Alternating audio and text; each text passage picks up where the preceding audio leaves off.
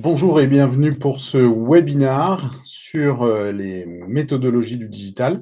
En tout cas, bienvenue. Vous êtes nombreux à avoir répondu à l'appel parce qu'en effet, c'est des approches et des mots un peu barbares qu'on entend un petit peu aujourd'hui dans la bouche de beaucoup d'entrepreneurs.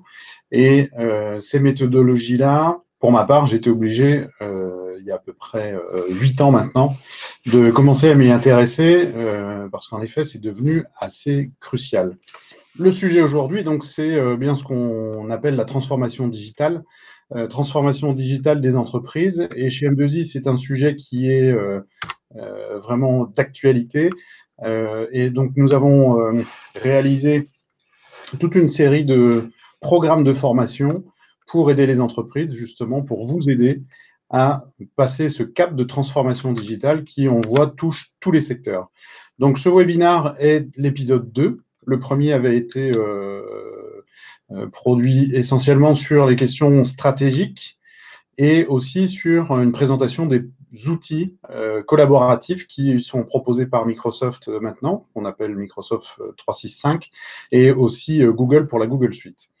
Donc cet épisode 2, pour ce qui est du 6 juin d'aujourd'hui, va répondre à cette question que vous posez forcément si vous êtes présent ce matin, c'est comment pouvez-vous intégrer des méthodologies d'innovation dans votre entreprise ou votre organisation. Alors, pour me présenter très rapidement, donc je suis Vincent Drouot, je suis Digital Learning Manager, donc justement, je suis amené à mettre les mains et le nez dans toutes les questions du digital. Et une formation que je délivre assez régulièrement en ce moment, c'est donc une formation qui s'appelle Acculturation digitale. Et donc, c'est aujourd'hui un extrait et un approfondissement de certaines parties de cette formation. Alors, ces nouvelles méthodologies sont issues, en fait, essentiellement du monde des startups et très utilisées aussi par ce qu'on appelle les GAFAM. Alors, je vais redonner un petit peu de détails tout à l'heure sur ces questions-là. Donc, aujourd'hui, on parle d'innovation et d'intelligence collective. En l'occurrence sur des méthodologies qu'on peut appeler donc design thinking et aussi du World Café. Et donc, on abordera également des méthodologies centrées utilisateurs et on va voir justement dans le début de ce webinaire à quoi servent ces méthodes et qui les utilise et à quoi elles peuvent bien servir. Donc, sur les entreprises aujourd'hui qui s'en servent le plus, alors on parle bien sûr également des startups et on abordera donc une quatrième méthodologie aujourd'hui qui s'appelle le Lean Startup qui maintenant peut s'intégrer à tout type d'organisation, c'est pas réservé aux startups et on verra tout l'intérêt que vous pouvez en tirer pour vous aider dans cette transformation digitale. Alors, chez M2I, on a, pour répondre à ces questions, on a travaillé différemment. Je pense que c'est ce qui se passe un petit peu dans beaucoup d'organisations. C'est qu'on a commencé à travailler en transversal sur nos métiers habituels qui étaient répartis en silos avec les formations informatiques, les formations bureautiques, les formations multimédia et les formations management. Aujourd'hui, pour répondre à la transformation digitale, on a besoin de travailler donc en transversal et on a redécoupé donc dans cette nouvelle plaquette une partie d'acculturation digitale, comprendre les stratégies pour bien mener cette transformation, comment appliquer les méthodologies pour apprendre à se poser les bonnes questions, et puis sur quels outils on peut se poser pour pouvoir développer des nouveaux produits ou des nouveaux services qui seraient donc à forte valeur ajoutée et qui pourraient vous permettre de vous positionner sur les nouveaux marchés et contrer un petit peu cette force des GAFAM et des startups qui commencent un petit peu à envahir l'ensemble des activités. Alors, pour poser un peu le contexte, justement, c'est avant de parler des méthodologies, parlons un petit peu des entreprises qui les utilisent au quotidien. Alors, on parle souvent des GAFAM, donc c'est en fait l'acronyme, ce sont les initiales de Google, Apple, Facebook, Amazon et Microsoft. On parle également des NATU, donc là, c'est plutôt des approches start-up. Donc, on parle de Netflix, Airbnb, Tesla, Uber, qui ont plutôt un modèle économique d'ubérisation. Et ces méthodologies dont on va parler aujourd'hui sont aussi appliquées dans une bonne majorité des incubateurs d'entreprises. On n'est plus dans une histoire de pépinière. Maintenant, quand on parle d'incubateur, c'est véritablement un incubateur d'idées qui va aider avant même de lancer l'entreprise, avant même de créer la société. On va essayer d'incuber l'idée et on va la stresser, on va la triturer, on va essayer de la faire mûrir le plus vite possible pour réussir à trouver le bon filon, le bon marché, trouver la bonne.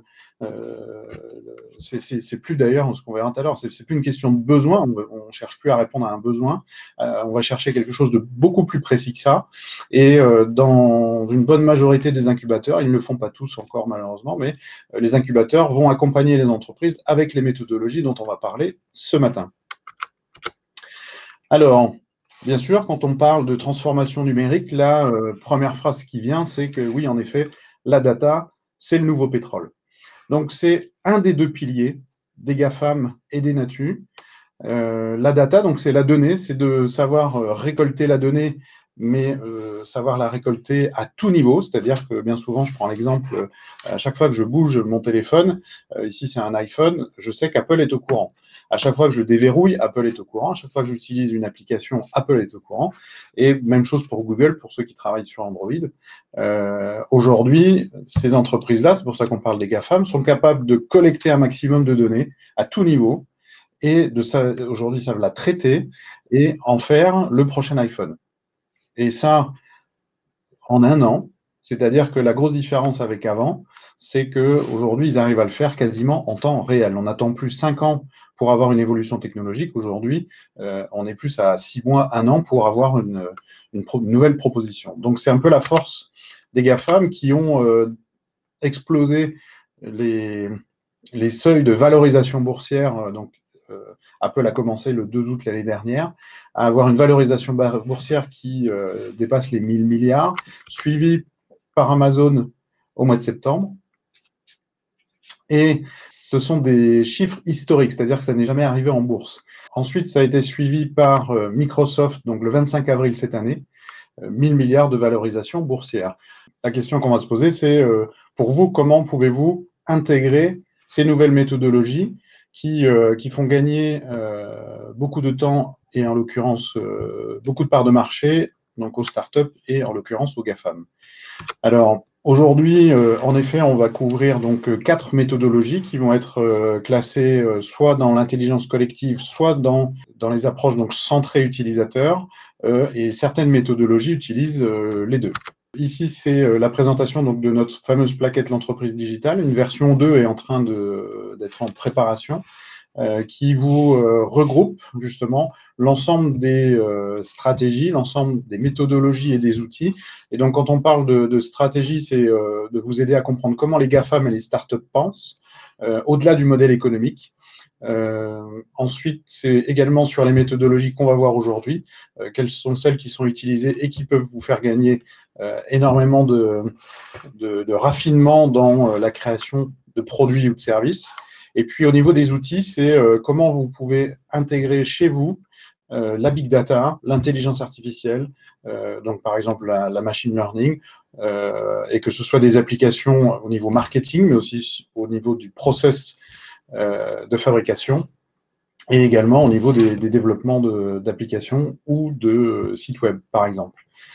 Donc, le contexte dans lequel il faut regarder cette transformation numérique, c'est que notre repère, c'est un petit peu, comme on disait tout à l'heure, donc c'est les GAFAM, les NATU et les incubateurs, qui ont aujourd'hui, eux, intégré donc des nouvelles approches, dont la première est d'être centrée sur la data, c'est-à-dire que pour eux, c'est devenu le nouveau pétrole. Quand tout à l'heure, je vous parlais des 1000 milliards qu'Apple a réussi à avoir l'année dernière, suivi par Amazon et ensuite par Microsoft cette année, ça vous montre bien que pour des entreprises comme la leur, ce sont des entreprises qui n'ont pas de pétrole. Donc elles vont chercher la valeur, en l'occurrence, d'un côté sur la data. Elles veulent récolter un maximum de données la traiter. Par exemple, quand on parle de big data, ils vont la transformer en la traitant, en l'analysant pour que ça devienne de la smart data, c'est-à-dire que ça soit une donnée qui soit intelligente, intelligible et qui puisse servir encore mieux le client final. Et en l'occurrence, ce client final, c'est le deuxième pétrole. C'est-à-dire que la data d'un côté est bien sûr nécessaire, mais elle n'est pas seule, c'est-à-dire que les GAFAM et les Natu vont avoir aussi une focalisation sur l'utilisateur final. Alors, on peut prendre un exemple de Microsoft, par exemple, qui, pour mieux connaître ses utilisateurs finaux, a quand même dépensé 26 milliards pour racheter LinkedIn.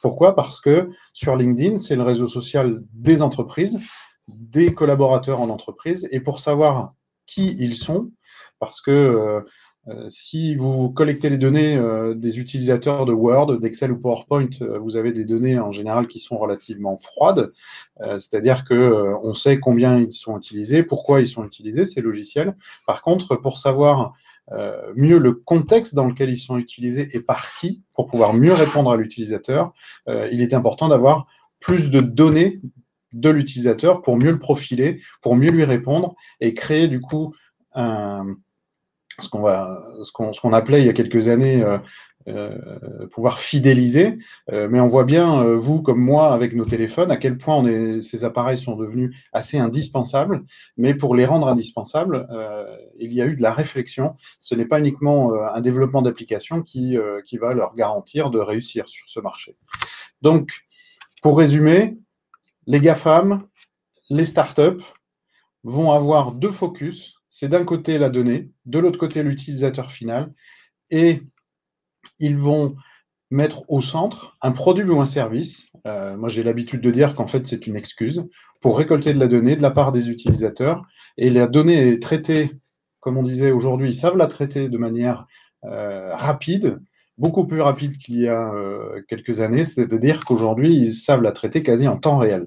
C'est ce qui donne leur force. C'est pour ça qu'ils arrivent à avoir des valorisations boursières énormes, dans le sens où ils arrivent à répondre très rapidement à une demande du marché, parce que le marché, ils en récoltent les données. C'est pour ça que j'ai le petit signe infini entre les deux, parce que ça devient une boucle.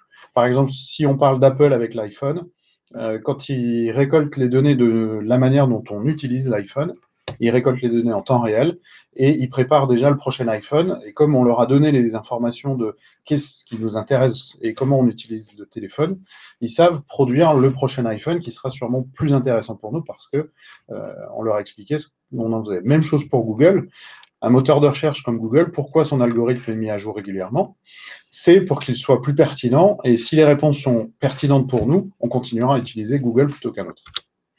Alors, pour rentrer dans le vif du sujet, au niveau des méthodologies, j'ai résumé ça en parlant de l'art de se poser les bonnes questions.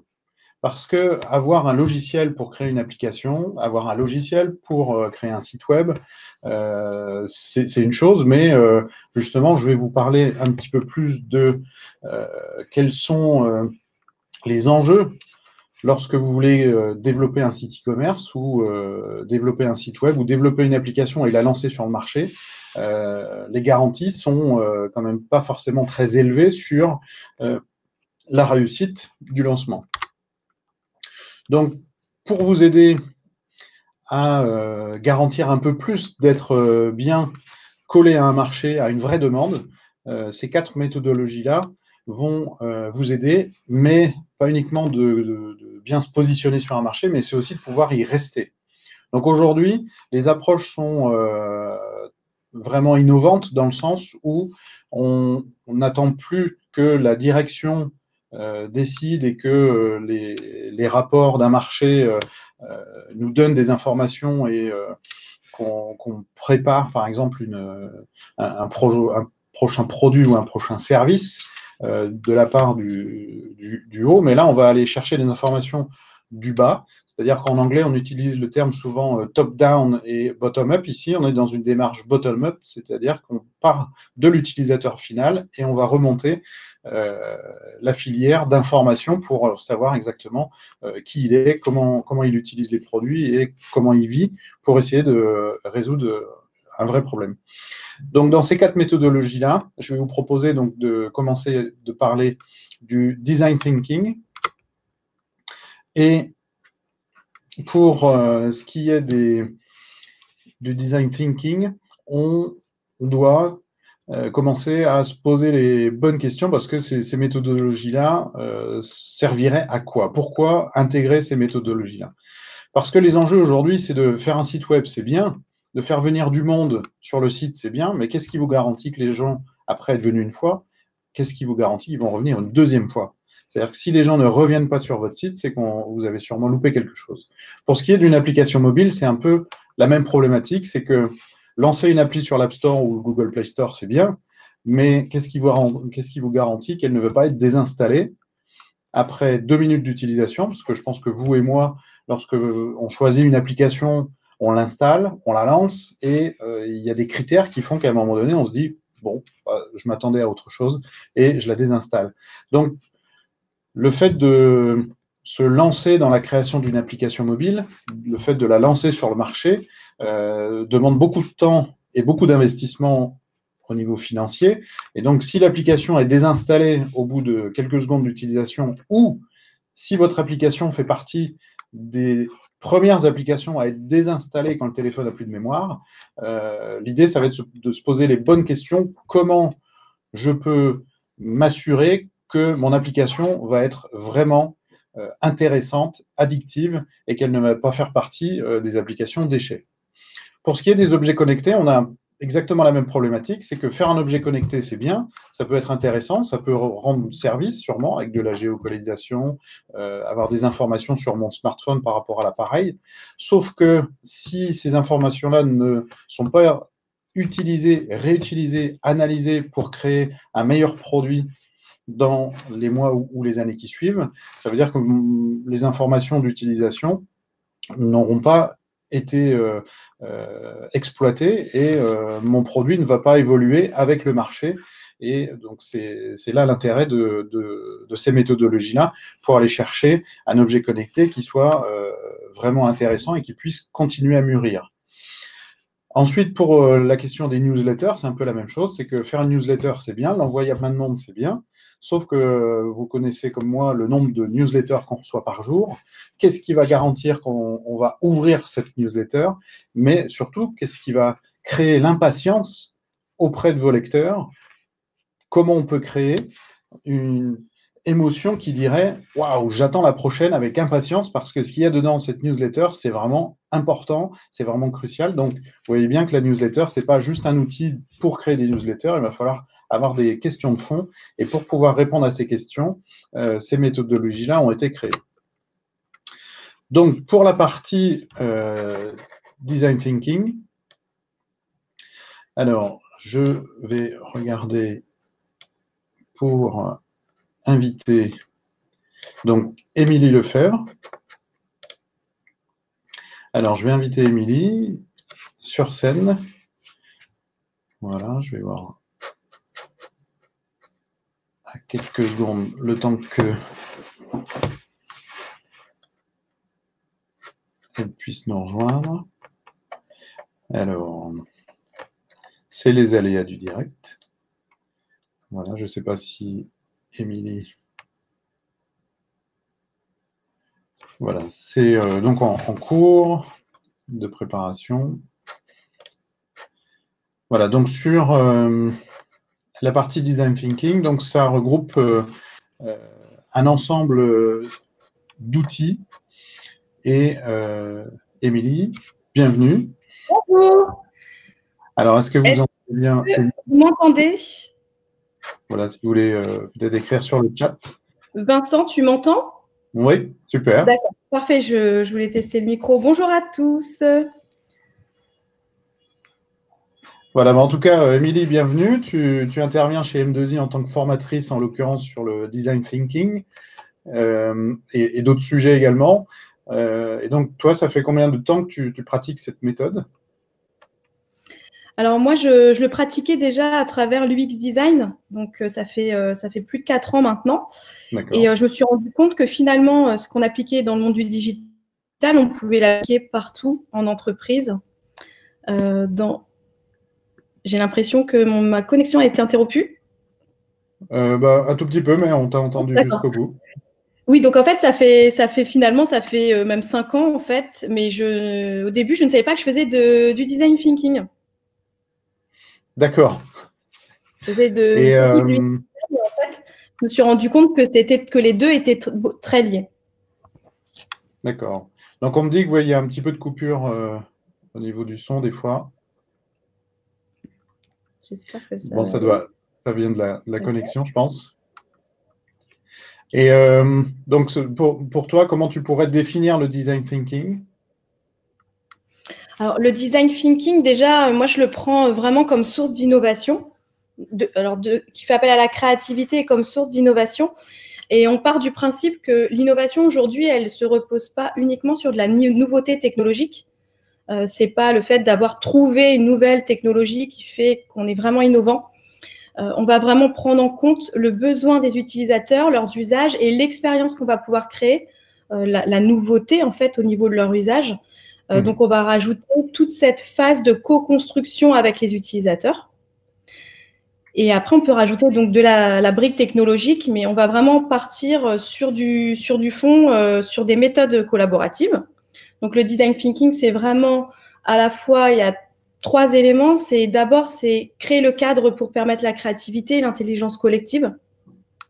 Donc, faire travailler des personnes ensemble plutôt que chacun travaille dans son coin, type un expert, un consultant, qui va travailler à résoudre une solution, un problème. Donc là, c'est de se dire, on va travailler ensemble dans l'objectif de trouver une solution à une problématique donnée. Donc déjà, je reformule quand même, le design thinking permet de trouver des solutions.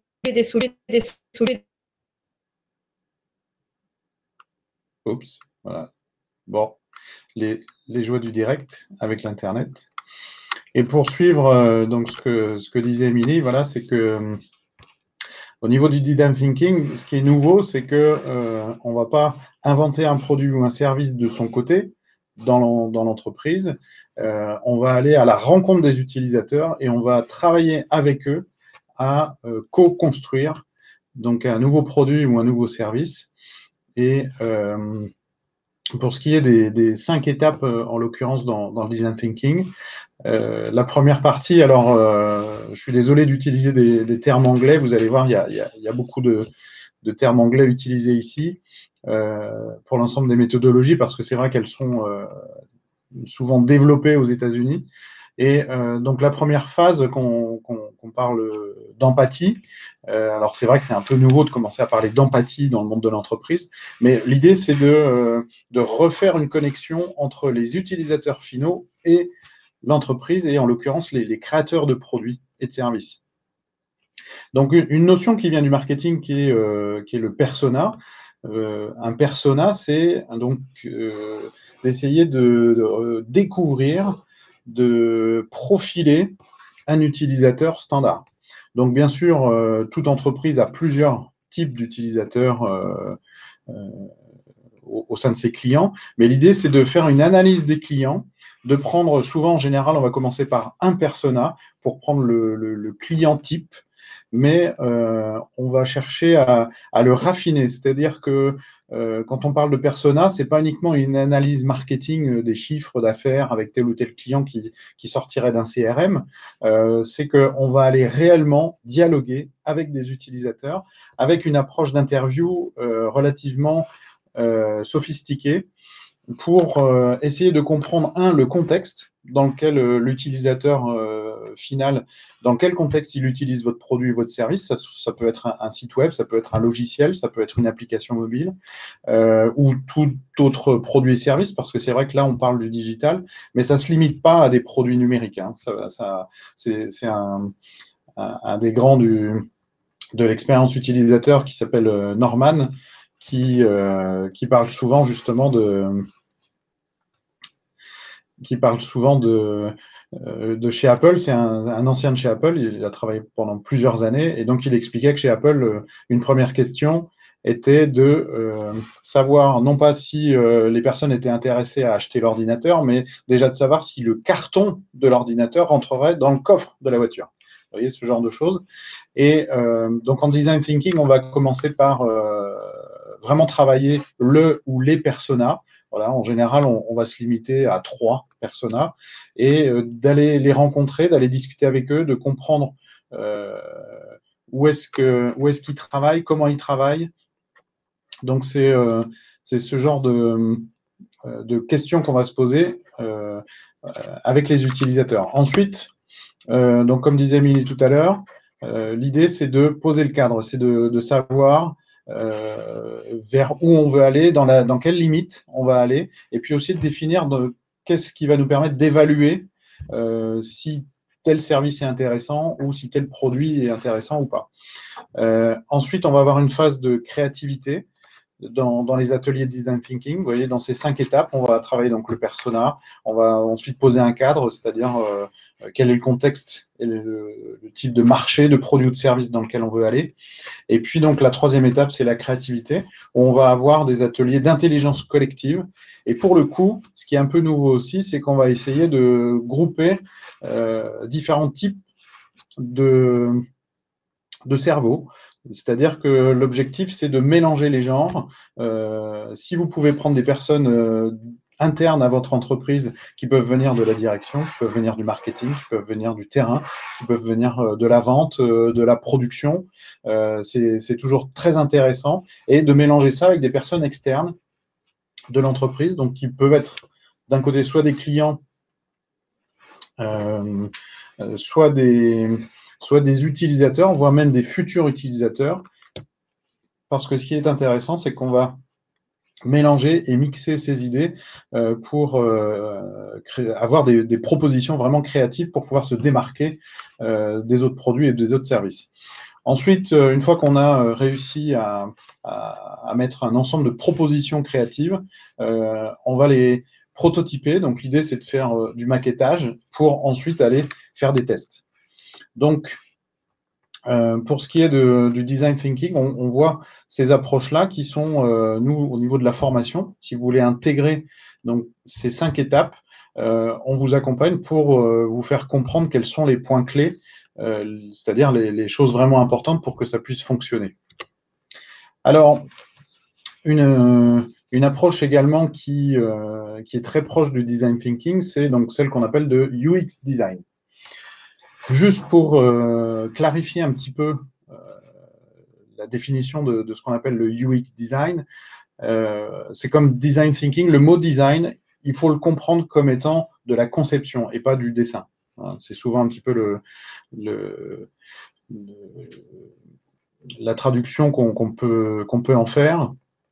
Mais quand on parle de design thinking, donc c'est de penser la conception. Pour ce qui est du UX design, donc UX venant du terme anglais user experience, c'est d'aller se focaliser sur l'expérience utilisateur. Donc, ce qui est assez nouveau, c'est que en tant qu'expérience utilisateur, on va chercher à mesurer quelle est l'émotion provoquée quand une personne utilise votre service ou votre produit. C'est-à-dire qu'aujourd'hui, on va chercher à savoir si la personne vit des frustrations pendant l'utilisation de votre service ou produit. Alors, on imagine bien quand vous êtes comme moi, quand vous allez sur un site internet et puis que vous avez du mal à trouver l'information, on a du mal à naviguer, on a du mal à s'approprier un site internet ou même un logiciel. Ça provoque des frustrations et c'est ces frustrations-là qu'on essaye de découvrir pour y répondre. Et d'un autre côté, on essaye aussi de voir si l'utilisation de notre application est la plus fluide possible et que la personne va même jusqu'à… Alors, c'est un petit peu la chose qu'on va essayer de se poser comme question, c'est est-ce qu'on arrive à, ici, faire que l'utilisateur n'ait pas l'impression d'utiliser une interface. C'est un peu l'objectif ultime qu'on essaye de faire. Je pense que vous êtes comme moi, il y a des applications, on n'a pas l'impression de les utiliser. Et par contre, on les utilise bien, ça veut dire qu'elles ont été bien pensées. Alors, pour redonner un petit peu de contexte également, c'est que bien souvent on oppose UX et UI et on se demande un petit peu quelle est la différence entre chacun des métiers du UI ou du UX. Alors, pour vous donner un peu la traduction, et j'ai fait ici un peu une analyse de tous les secteurs aujourd'hui qui tournent autour de la réflexion de l'expérience.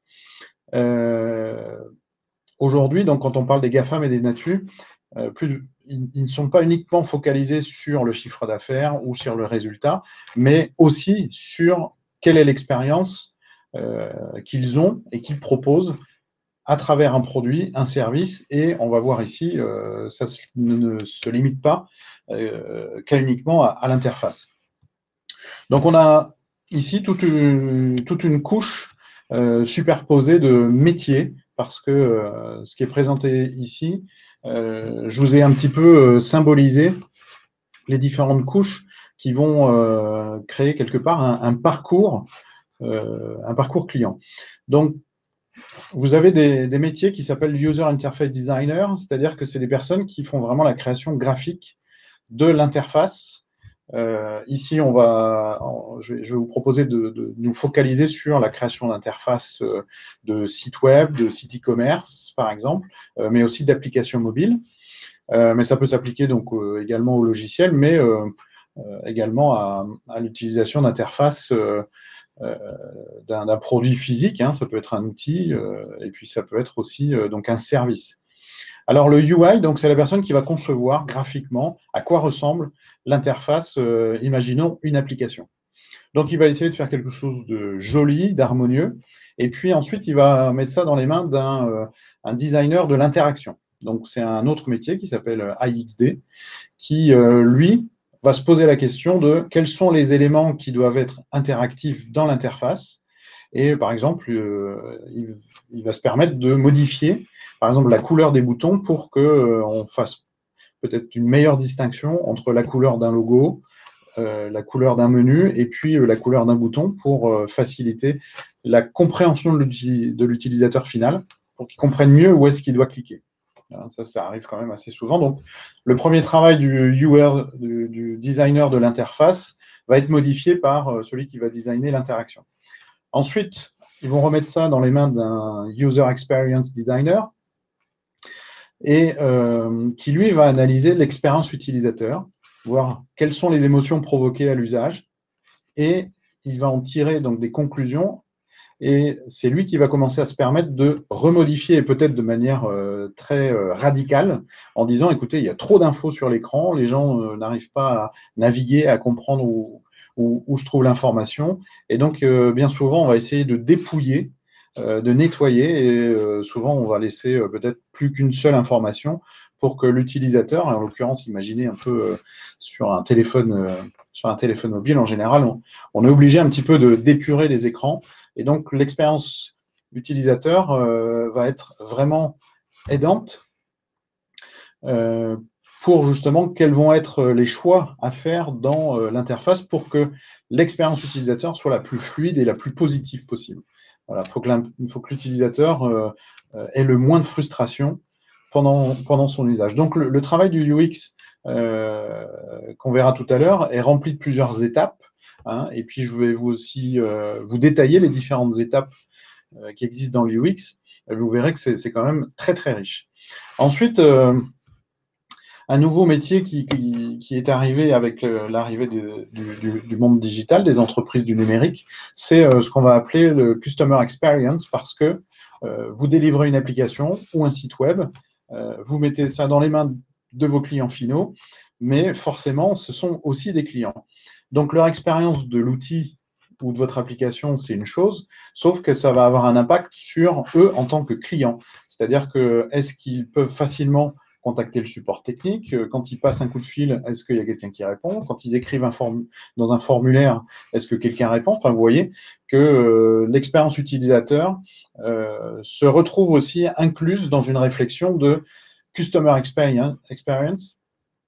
Et dernièrement, vous avez des entreprises comme Orange, des entreprises comme Adobe, qui aujourd'hui se centrent sur l'expérience client avant toute chose. Donc, tout ce qui vient en dessous, UX, AXD et UI, sont cruciaux, c'est-à-dire qu'ils vont demander à tous ces services-là de vraiment travailler, à se poser les bonnes questions pour délivrer donc un service ou un produit qui générerait une expérience client positive. Et l'expérience client a forcément un impact sur ce qu'on appelle la brand experience, c'est-à-dire l'impact sur la marque. Donc, tous les cercles que je vous ai dessinés ici sont, dans certaines entreprises, sont des services entiers. Dans la Silicon Valley, il y a des entreprises et des startups, en l'occurrence, qui ont des services pour chacun des cercles, avec des équipes qui vont travailler sur quel est l'impact de l'expérience utilisateur ou l'expérience client sur ma marque. Voilà, qu'est-ce que les gens pensent de ma marque? Parce que si on produit une application ou un service en ligne qui n'est pas facile à utiliser et qui provoque de la frustration, forcément, la marque va en prendre un coup. Et pour aller un petit peu plus loin, certains vont contextualiser de manière plus large encore, c'est quelle est l'expérience humaine que je veux créer avec mon produit ou mon service. C'est-à-dire que je ne me limite pas à l'impact sur ma marque, mais aussi sur quel est l'impact sur l'utilisateur en tant qu'être humain dans sa vie de tous les jours, et aussi l'impact sur la société, et voire même l'impact environnemental. C'est des notions qui commencent à rentrer, même dans la création d'applications ou de produits ou de services web. Alors, dans l'UX design, ici, c'est un petit peu les dessous, c'est-à-dire qu'avant même de faire, vous voyez, tout en haut, c'est l'interface utilisateur, visual design, à quoi ça ressemble. Vous voyez en dessous, il y a énormément de couches sur lesquelles on va travailler grâce aux méthodes du UX. Donc, pour vous résumer assez rapidement quelle est la bonne recette, j'en ai utilisé une qui est assez simple à retenir. Bien sûr, il y en a d'autres un peu plus complexes. Mais déjà, la plus simple à travailler, c'est de se poser la question de comment je peux faire un produit utile et utilisable. Par exemple, si vous téléchargez une appli qui vous semble utile parce qu'elle vous donne une information intéressante, vous dites, bah oui, je prends cette appli-là, puis vous la lancez et vous vous rendez compte qu'elle n'est pas utilisable. Au bout d'un moment, vous allez la désinstaller pour aller essayer d'en chercher une autre qui vous donnerait la même info, mais qui serait peut-être plus facile à utiliser. Donc, à l'inverse, si vous trouvez une application qui est vraiment facile à utiliser, mais qui n'est pas vraiment utile, en général, elles font aussi partie des applications déchets, c'est-à-dire qu'on va les désinstaller dès qu'il n'y a plus de place dans le téléphone. Donc, ça veut dire que dans l'UX, on va se poser les questions grâce aux utilisateurs.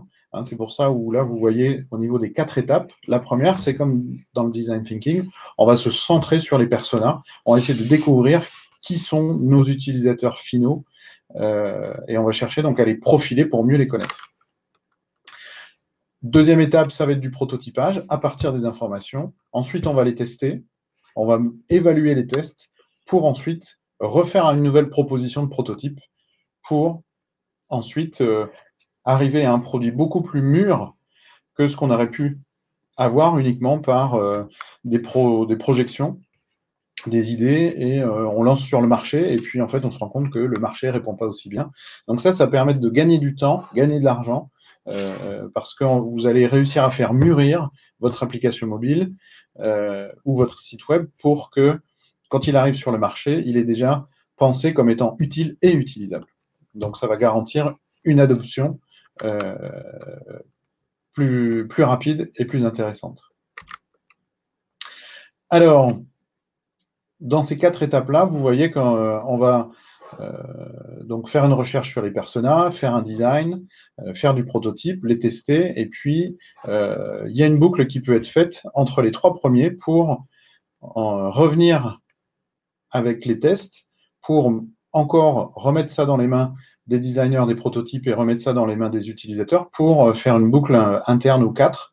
Donc on ferait le 1, 2, 3 et 1, 2, 3. Ça peut se boucler pendant plusieurs itérations pour ensuite arriver sur l'implantation. Alors, sans rentrer dans le détail, vous voyez que la première étape, qui est le user research, il y a énormément de méthodologies qui vous sont transmises lors des formations au UX design pour vous aider à créer justement ces profils utilisateurs, ces fameux personas. Il y a énormément de méthodes très intéressantes à apprendre pour justement faire quelque chose de très raffiné. La deuxième étape au niveau du design, même chose. Vous voyez que l'ensemble des méthodologies qu'on vous transmet pendant les formations vont couvrir justement tout l'espace, que ce soit pour une application, que ce soit pour un service web ou même d'autres produits qui ne seraient pas numériques. Toutes ces méthodologies-là qui sont à l'intérieur de l'étape 2 vont vous donner la capacité de modéliser, faire mûrir, commencer à prendre forme sans aller trop vite, sans aller trop loin, avant même de dépenser trop d'argent pour justement faire mûrir cette idée. Au niveau des tests, alors on a toute une liste de types de tests avec des évaluations qui sont différentes à chaque fois, qui vont vous donner aussi énormément d'informations sur comment se sont passés les tests. Je peux vous raconter une histoire assez rapide, c'est que moi je pensais qu'en laboratoire, vous savez, pour les applications et les sites web, on a des laboratoires pour faire du eye tracking, c'est-à-dire pour mesurer là où le regard se pose sur un site web ou une application. Et bien souvent, on se rend compte que ça donne un certain type d'information, mais qui, dans l'utilisation courante, on peut très bien se retrouver avec parfois des sites web qui sont pensés avec un usage à deux mains, alors que quand on est au bureau, des fois, on se retrouve avec une main occupée et des sites web se retrouvent, pour le coup, avec un degré d'utilisabilité assez faible parce qu'on n'a pas vu le contexte de travail dans lequel c'était. Donc, dans le testing, ici, il y a énormément de tests différents pour récolter un maximum d'informations. Et ensuite, donc, le quatrième étape, c'est le développement, l'implantation, sachant que ce n'est pas là où on s'arrête, c'est-à-dire que ça boucle.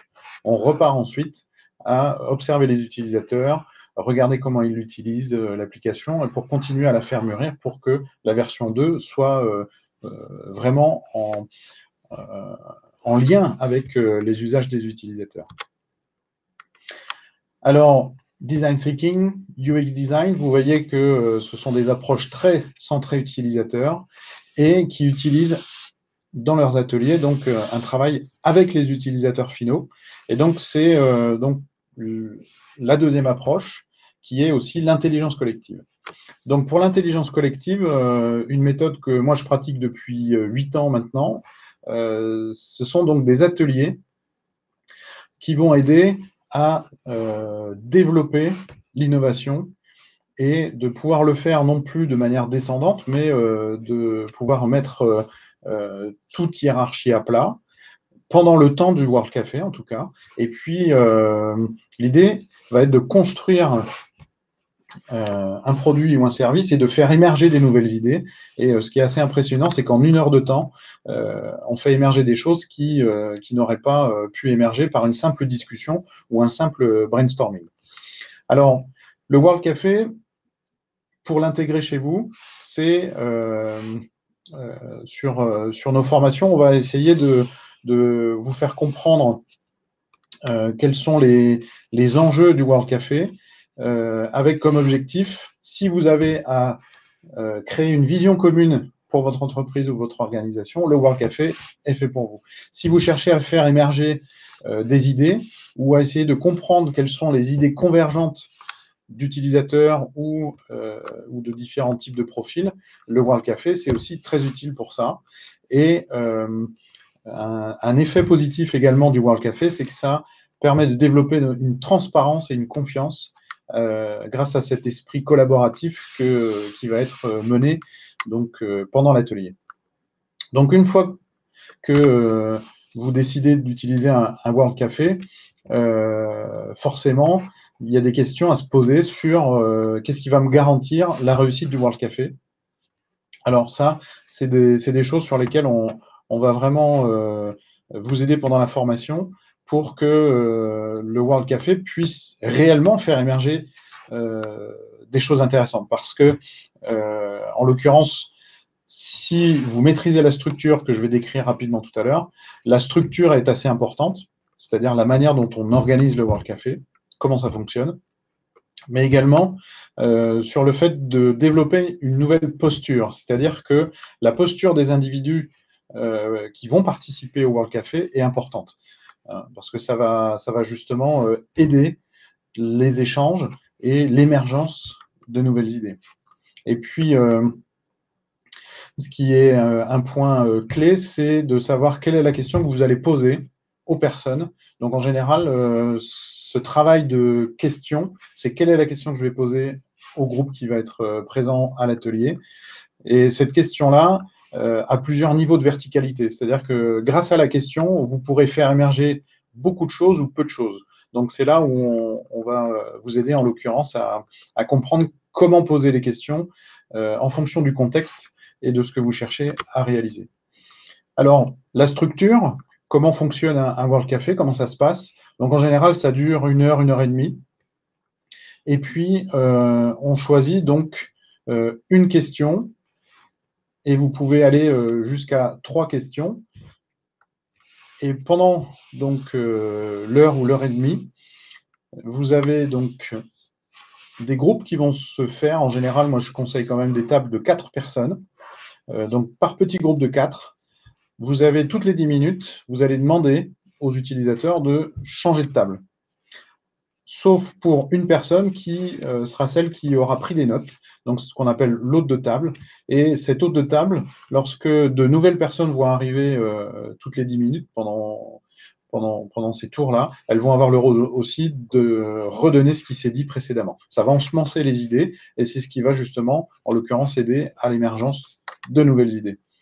Une fois que les 3 tours sont passés, donc ça nous fait à peu près 30 minutes, on va laisser 10 à 15 minutes de restitution. Chaque table aura à faire une synthèse, donc on vous donnera également des outils pour faciliter la synthèse. Et puis, une fois que ce regroupement d'idées a été fait table par table, donc on fait une restitution.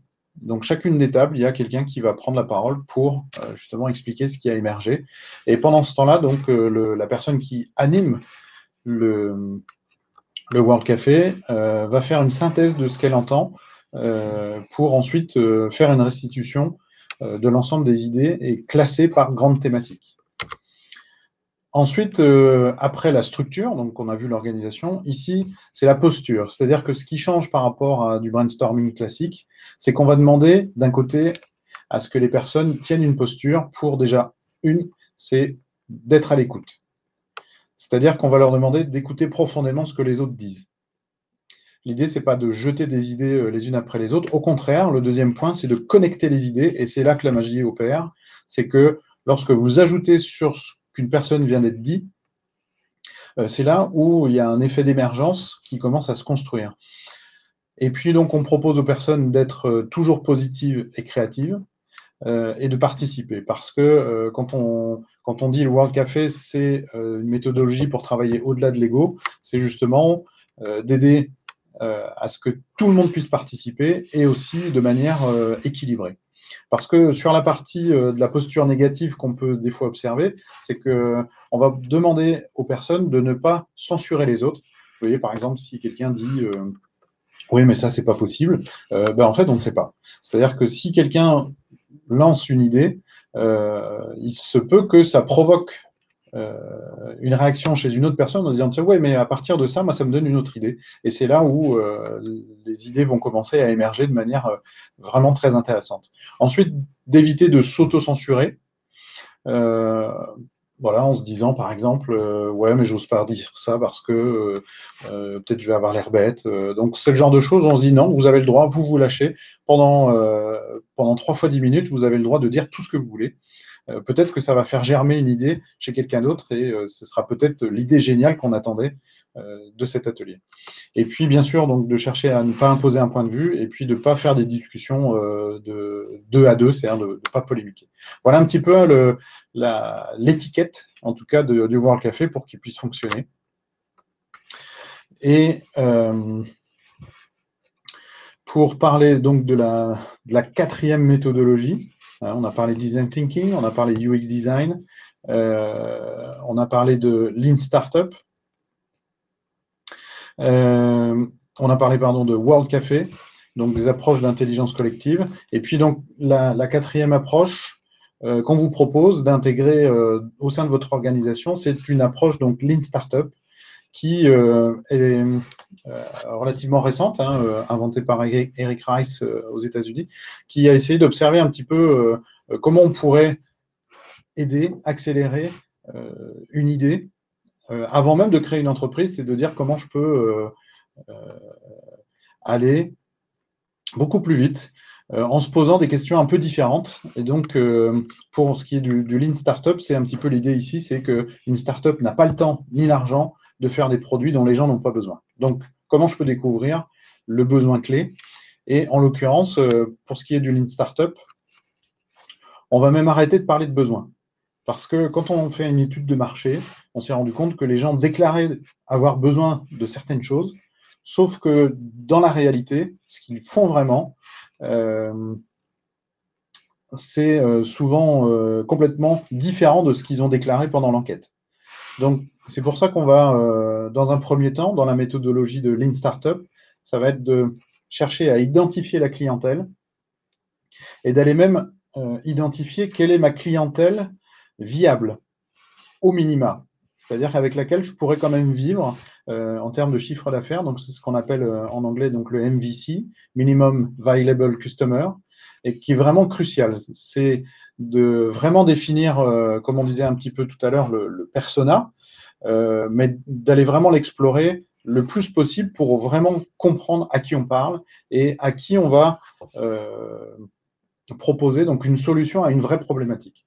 Donc, la vraie problématique, c'est la deuxième question qu'on se pose, c'est de découvrir ce qu'ils vont appeler en anglais le customer pain.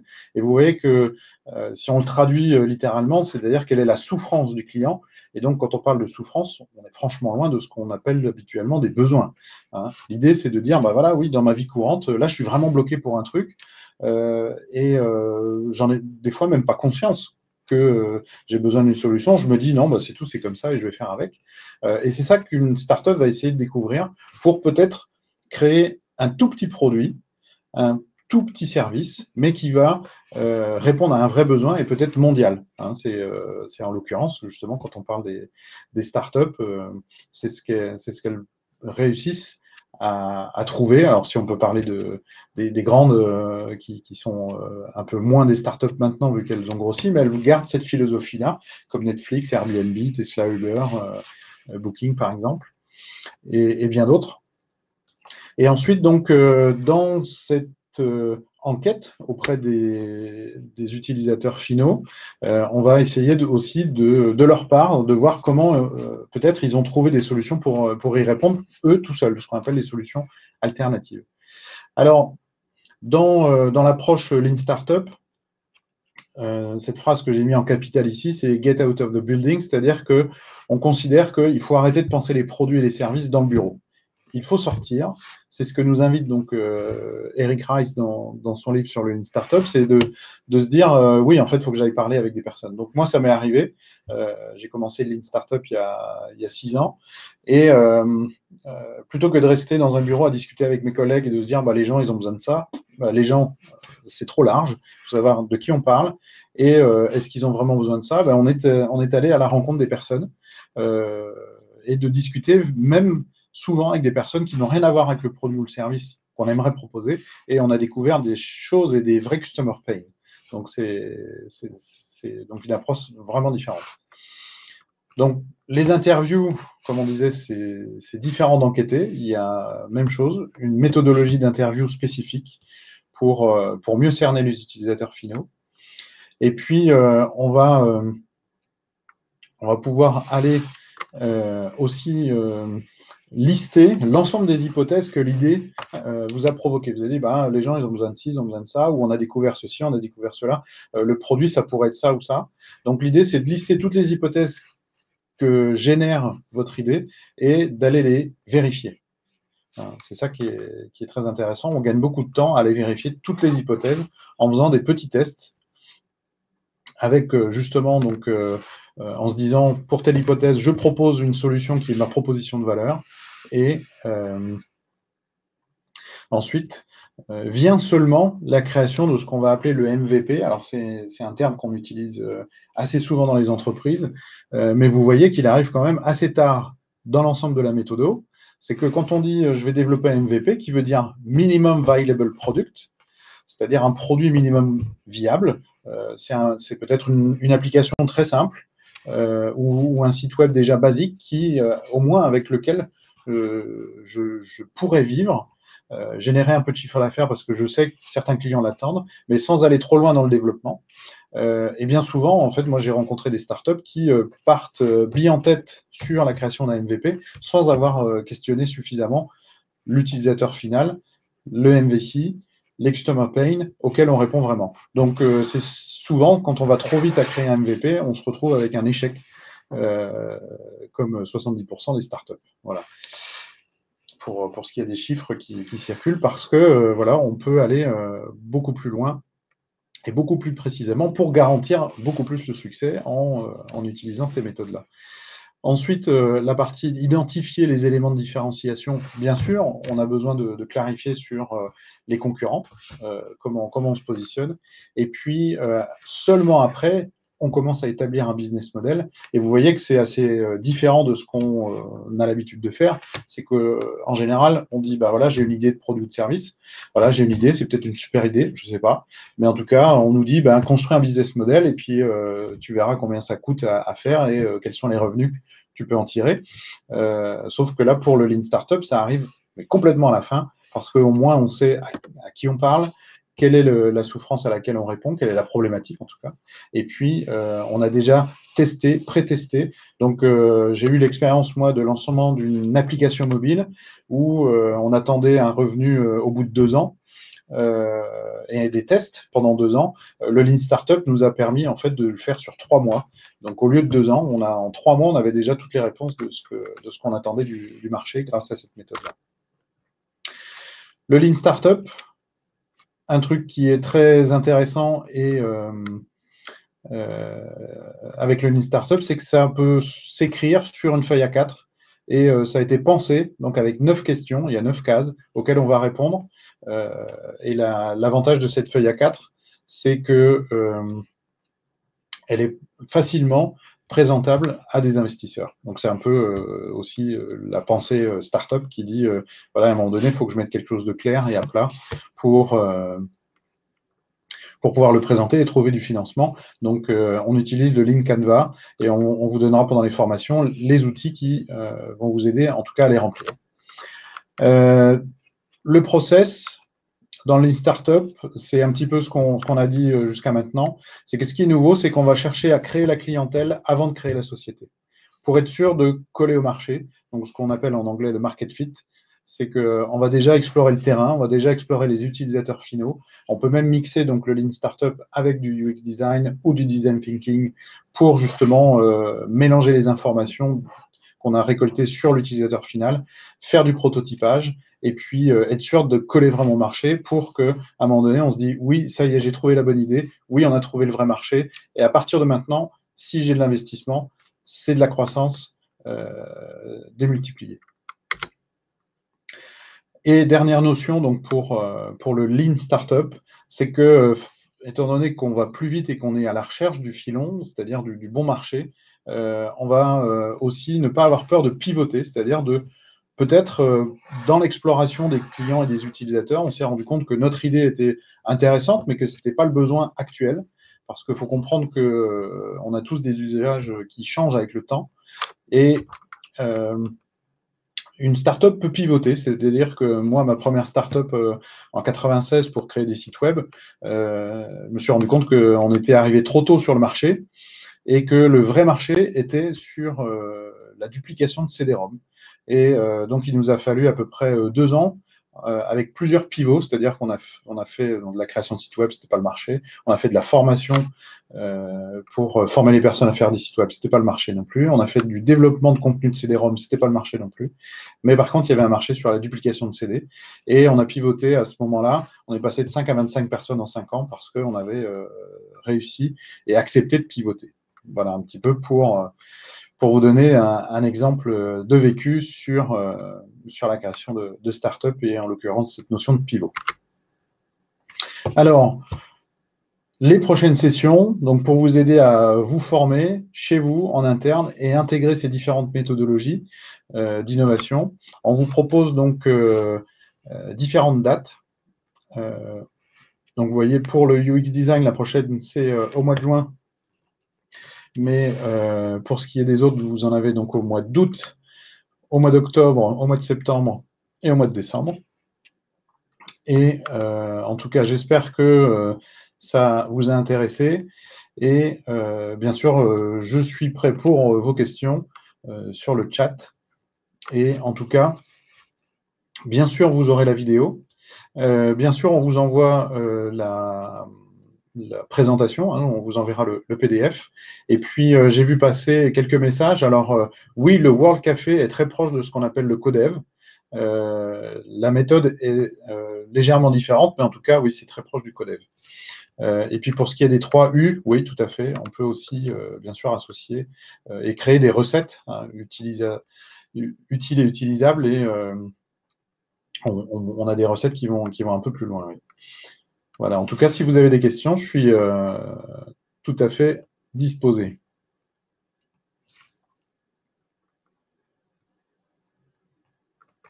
Alors, j'ai déjà beaucoup de merci. En tout cas, merci à vous aussi. Je pense que c'est des sujets qui sont passionnants et qui demandent aussi un petit peu de pratique, mais certains sont faciles à intégrer, d'autres forcément vont avoir besoin d'un peu plus de temps de pratique. Et puis, oui, tout à fait, j'ai Virginie qui me dit aussi que pour ce qui est de l'entreprise digitale, donc on a parlé la dernière fois sur le premier webinaire de stratégie et d'outils. Aujourd'hui, on a parlé de méthodologie. Et donc, le prochain, si ça vous intéresse, on va parler des nouvelles approches marketing basées sur le digital, avec tous les outils qui vont simplement de la création de sites web et aussi au niveau marketing de comment vous pouvez vous garantir de faire de la conversion de visiteurs en clients et aussi les usages de big data appliqués au marketing. Ça, c'est donc dans le prochain webinaire qui arrivera en septembre. Alors, y a-t-il une offre de formation complète sur l'ensemble des thèmes et à combien? Absolument, oui, on a des offres de formation. Je réponds à Omar Yvon. Et je vous propose, dans ce cas-là, si vous voulez connaître les tarifs, c'est de vous rapprocher de Virginie Mazza, voilà, qui vient de poster son email. Voilà, en tout cas, je vais vous souhaiter une excellente journée et puis bienvenue dans le monde digital. Je pense que vous avez tout à inventer et en tout cas, on est là pour vous y aider. Merci et à bientôt.